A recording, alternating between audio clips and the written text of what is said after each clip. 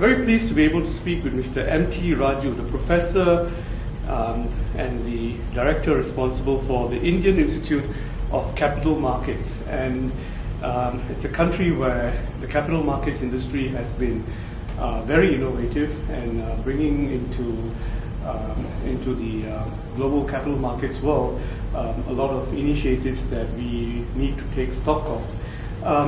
How would you describe the Indian capital markets today in terms of the kind of players there are and the innovations that they're bringing into the marketplace? Thank you very much. Indeed, it's my pleasure to speak to you. Yeah. The Indian capital market for the past 20 years undergone tremendous changes. You can say paradigm shift that took place. In 90s, we were mostly dependent on retail investors. Now today, the institutions or the markets are dominated by institutional investors, mainly foreign institutional investors. If you see the total market capitalization of the equity segment, roughly it comes to 65 to 70 lakh crores. That's roughly 1.5 trillion or so. Out of this 1.5 trillion, the floating stock is considered to be roughly say 30%, 25 to 30%. Now, out of the floating stock, or in the entire market capitalization, FIIs hold large chunk of. So the Indian capital market is different from a number of other capital markets in that the FIs dominate. Was this always the case, or is that a reason? It is not the case. In 90s, say up to 1999, 2000, FIs were minor players.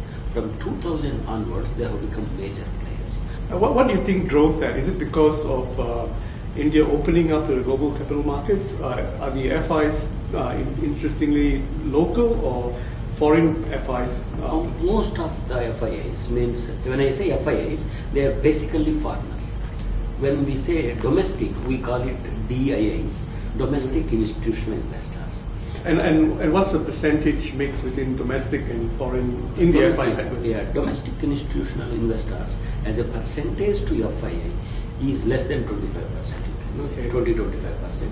So if you say FIIs, DIIs has together 100%, FIIs account for 75 to 80% of the volume traded in the cash market. DIIs may be 20-25%. Right. And within DIIs, you have two categories of investors. One is mutual funds, another is insurance companies. Right. Now, in the mutual fund industry, the entire market capitalization of equity is less than 2 lakh crores. It is roughly, you can say, 45 to 50 billion dollars. It comes to 45 to 50 billion dollars, whereas the mutual funds. Now, insurance companies, we have a one mammoth institutional investor, insurance, LIC, which has assets under management of roughly, you can say, so roughly 250 to 300 billion dollars. Out of that, about say 45 to 50 billion dollars is in equity, which means one LIC is equivalent to all the 3740 mutual funds put together in equity. But these two group animals put together much less than what FIIs are. FIIs together, they have roughly, you can say,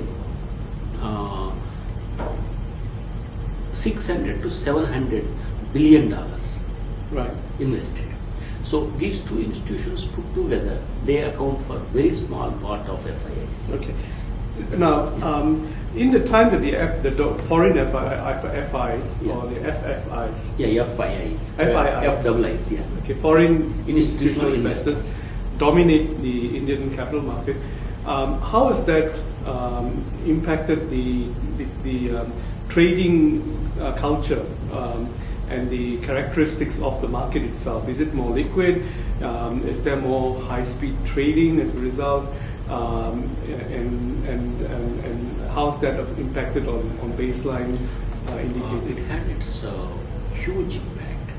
One is, as you rightly said, the frequency of trading. High frequency trading is generally higher with FIIs. Indian mutual funds or Indian insurance companies are low frequency traders. Now, between the groups of institutions, there is an impact. the more important impact has been on the retail investors and the market as a whole. On the retail investors, if you see, these people many a times they do not know why suddenly market goes up, suddenly market comes down. Say domestic economy is doing well or not doing well, and that has been there. But suddenly the FIs, due to their own back home their problems, either in the US or in Europe or in some other country, they dump their shares suddenly in the Indian market, or maybe due to carry trade. Suddenly market falls because they being the dominant players. Right. Now the Indian retail investor taken aback. Right. He does not know why it is happening, how it Right. is happening. So he is always exposed to this domino effect. Right. Now, do the FIIs have a preference in terms of the different markets, the different exchanges that India has? Do they have a preference for the more volatile electronic exchanges, or do they still go to? As of now, all Indian exchanges, Ah, though we have electronic. number-wise 18 stock exchanges, but critical means important only 2 exchanges, NSE and BSE. Out of these, between these two, NSE accounts for 75 to 80% of the cash market trading. Now BSE is only 20-25% in the cash market. In the derivatives, NSE is 100%, almost 100%. Now therefore, the natural choice for FIS is NSE. Most of the trade takes place on NSE. Very small may be taking place on BSE. On all other exchanges, there is no trading. Even Indian investors don't trade on other exchanges. They are almost, you can say, as good as dead, but still alive on the register of the regulator. Right. And how has that impacted the brokerage culture in terms of, has there been a need for increased brokerages that service institutional investors rather than retail investors? Has there been a change in the landscape on the brokerage front? Definitely, there has been a good amount of change in the brokerage landscape. Earlier, our brokerage business was totally dominated by domestic institutional investors. Now, it is foreign brokerage houses, Indian brokerage houses. Now, foreign brokerage houses, all of them are corporate brokers. Foreign, say, broadly, the brokerage houses are 2 groups, foreign brokers, Indian brokers. Foreign brokers are all corporatized, well, you can say capitalized. Their services are mainly for institutions, maybe very rarely for retail investors, and they spread also in the cities only. Whereas the domestic brokerage houses, they have corporatized brokers and non-corporate, like proprietary partnership businesses. But most of the business, either retail or institution, is in the hands of top 20-25 brokerage houses. What is the future of the other 15 or 16 smaller exchanges in India, and how are they consolidating in order to respond to these changes, and what is their role in, Actually, we don't require them. They should be, strictly speaking, they should be closed down. That is good for the country, good for the regulator, good for the economy. You are the director responsible for the Indian Institute of Capital Markets, Yeah. and you're saying that I'm saying, and I emphasize this, since I worked as an economic advisor to SEBI, at that time also my personal view, but now it is my official view also, I can say, these exchanges serve no economic purpose. They serve actually diseconomic. In the sense, there may be sometimes unexpectedly some scripts starts trading and it gallops, then it unnecessarily attracts the criticism of the government, investor associations. As a result, the regulator has to put unnecessarily its human resources in investigating and finding out what happened. And they are not serving any economic purpose. As I mentioned, almost all the companies are traded in on these two exchanges.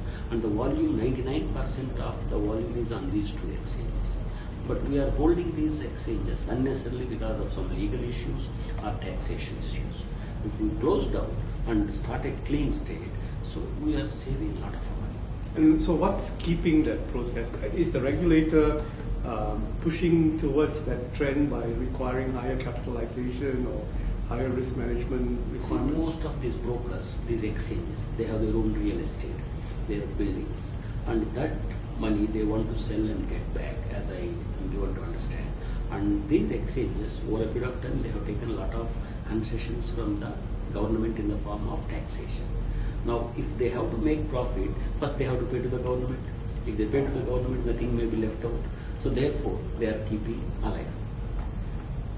And otherwise, they don't make any sense. Even if we have to have more exchanges, we need to have next gen or new exchanges to come. They can only compete. These old exchanges cannot compete. And we will have another conversation Yeah. on the next gen exchanges. Yeah. Thank you very much, Mr. Raju. Yeah. Yeah.